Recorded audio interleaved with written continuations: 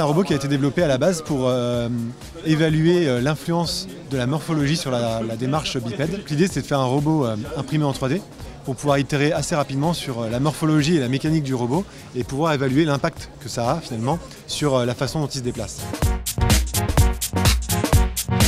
Alors maintenant, en fait, ça a beaucoup changé. L'objectif, c'est plus du tout d'étudier la marche bipède, mais c'est plutôt maintenant de développer un outil qui soit très pédagogique, qui permette aux gens de créer leur propre robot et d'apprendre la robotique en partant de zéro. Donc on propose tout un tas d'outils, donc le robot est complètement open source. On peut télécharger toutes les pièces, les remodifier pour que ça puisse correspondre finalement à l'usage qu'on peut en avoir.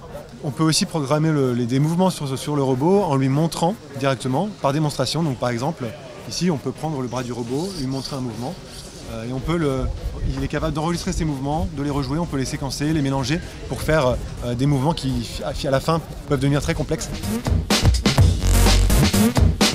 Il y a beaucoup de chercheurs qui ont besoin de faire des robots très spécifiques pour des expériences données.